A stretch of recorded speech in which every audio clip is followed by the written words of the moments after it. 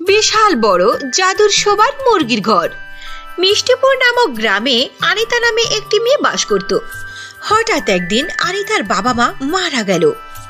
হে আল্লাহ, কেন তুমি আমার বাবা মাকে নিয়ে নিলে? এখন আমি কার সাথে থাকবো? পরের দিনে আনিতা মানুষের বাড়িতে বাড়িতে কাজ খুঁজতে লাগলো। সকাল থেকে ঘুরতেছি, কিন্তু কোনো কাজই পাইলাম না। এরপরে আনিতা একটি মুরগির ডিমের ব্যবসায়ীর কাছে গেল। আঙ্কেল, আমাকে আপনার দোকানে কাজে নিন, আমি আপনার ডিম বিক্রি করে দেব। আরে বেটি, তুমি তো অনেক ছোট, তুমি ডিম বিক্রি করবে কিভাবে? তুমি এক কাজ করো, তুমি মুরগির ফার্ম থেকে মুরগির ডিম কুড়িয়ে আমার কাছে আনো। পরের দিন থেকে আনিতা মুরগির ফার্মে গেল। সেখানে গিয়ে মুরগির সমস্ত ডিম এক করতে থাকলো। সমস্ত মুরগির ডিম এক জায়গায় করে একটি ব্যাগে করে দোকানে নিয়ে আসলো। এতে মুরগির দোকানদার তাকে কিছু টাকা দিত। এভাবেই তার সংসার চলতো। হঠাৎ একদিন, আরে আনিতা, এই মুরগিটার কি হলো? সে তো উঠেই দাঁড়াতে পারছে না। মনে হয় এই মুরগিটা অসুস্থ হয়েছে। এটা তুমি দোকানে নিয়ে যাও, জব করতে হবে একে, নইলে অন্য মুরগিরাও অসুস্থ হয়ে যাবে। কিন্তু আঙ্কেল, এই মুরগি জবাই করলে যে মারা যাবে। হ্যাঁ, মারা তো যাবেই। এই মুরগির এখানে কোনো কাজ নেই। আঙ্কেল, এই মুরগি আমাকে দিয়ে দিন প্লিজ। আরে, এই অসুস্থ মুরগি তুমি কি করবে? প্লিজ আঙ্কেল, সব কথা ছেড়ে মুরগিটা আমাকে দিয়ে দিন। আনিতার জোরাজুরি করার কারণে দোকানদার আনিতাকে মুরগিটি দিয়ে দিল। আনিতা মুরগিটি পেয়ে খুবই খুশি হলো আর সে মুরগিকে নিয়ে বাড়িতে আসলো। আসো, এদিকে আসো মুরগি, আমি তোমার চোটের উপরে হলদি লাগিয়ে দিই। মা বলেছে হলদি লাগালে চোট সেরে যায়। আর যেভাবেই হোক আমি তোমাকে ওষুধ কিনে খাওয়াবো, যাতে তুমি সুস্থ হয়ে যাও।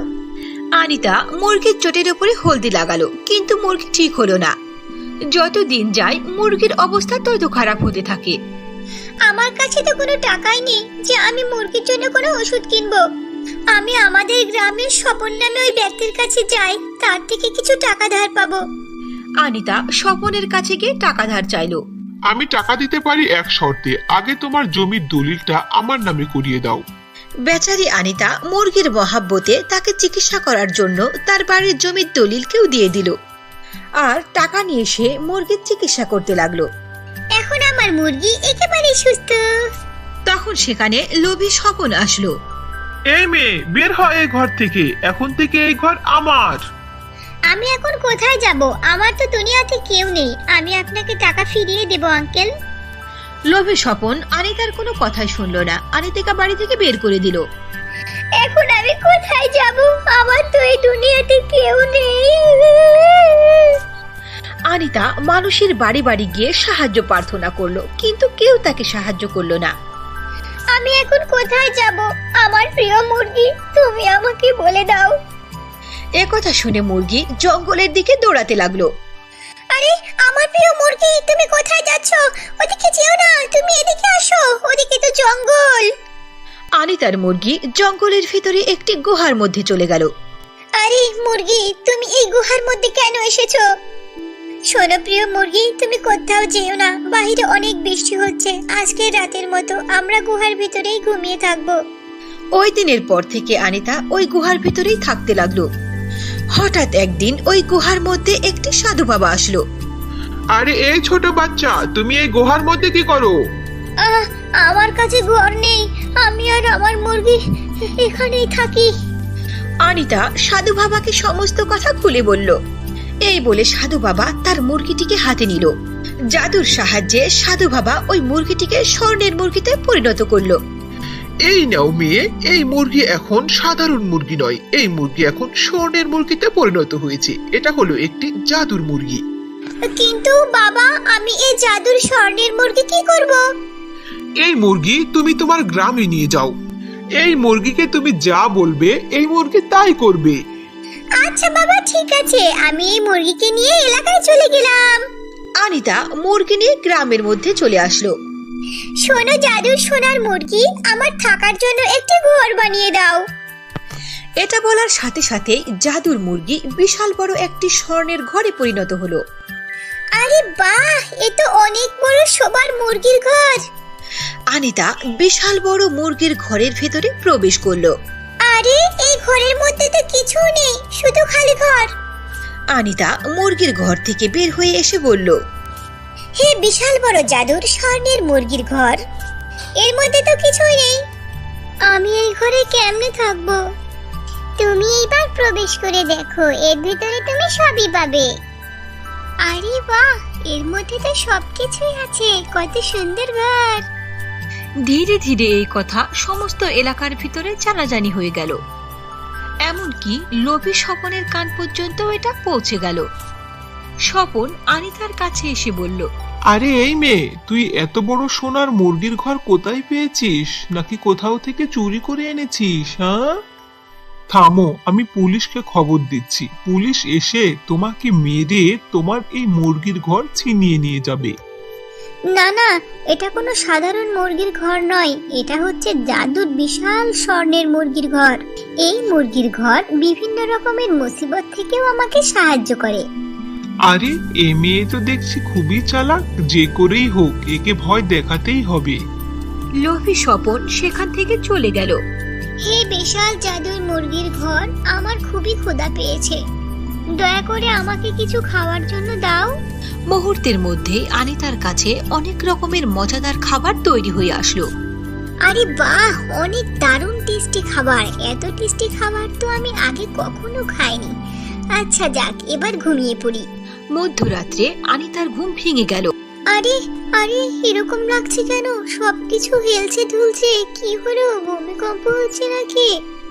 মুরগির ঘর অনেক জোরে জোরে নড়তে লাগলো। ইয়ে, এটা কি হচ্ছে? আনিতা মুরগির ঘর থেকে বের হয়ে এসে দেখলো, আরে তোমরা আমার মুরগির ঘরকে কোথায় নিয়ে যাচ্ছ? সরো এখান থেকে, চলে যাও বলছি। কিন্তু কিছু লোক মুরগির ঘরকে দড়ি দ্বারা বেঁধে টেনে নিয়ে যাচ্ছিল। হে বিশাল সোনার জাদু মুরগির ঘর, তুমি এদেরকে উচিত শিক্ষা দাও।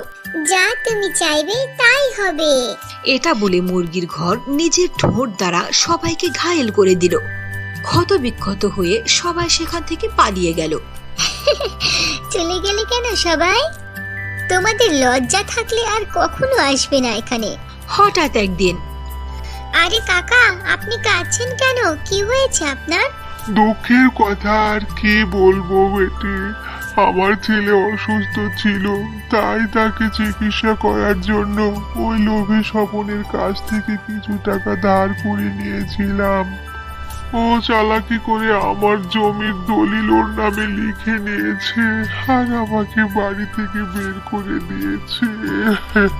আরে কাকা, আপনি চিন্তা করবেন না, দেখি আমি কি করতে পারি।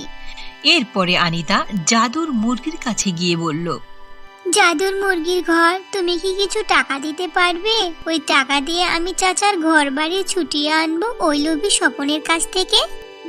মুরগির ঘর অনেকগুলো টাকা দিয়ে দিল। আর সেই টাকা নিয়ে আনিতা লোভী স্বপনের কাছে গেল। এই নিন টাকা, আর আপনি চাচার ঘরের দলিলকে ফিরিয়ে দিন। তুমি এলাকার মানুষদেরকে সাহায্য করতে নেমেছো না? আমি কাগজ দেব না, কি করবি করে নে। ওই কাগজ তো আমার নামে, তাই ওই বাড়িটাও আমার। হ্যাঁ, একটি শর্তে আমি তোর চাচাকে কাগজ দিয়ে দিতে পারি, যদি তোর বিশাল শোয়ার মুরগির ঘরটা আমাকে দিয়ে দিস। আচ্ছা ঠিক আছে, আমার মুরগির ঘরকে নিয়ে নিন। আনিতার বিশাল সুবার মুরগির ঘরকে লোভী স্বপন নিয়ে নিল আর ওই চাচার কাগজটাকেও ফিরিয়ে দিল। তোমাকে অনেক অনেক ধন্যবাদ বেটি, কিন্তু তুমি আমার জন্য তোমার ঘরকে কেন দিয়ে দিলে? এখন তুমি কোথায় থাকবে? আচ্ছা ঠিক আছে, আমার সাথে চলো, তুমি আমার বাড়িতে আমার সাথেই থাকবে।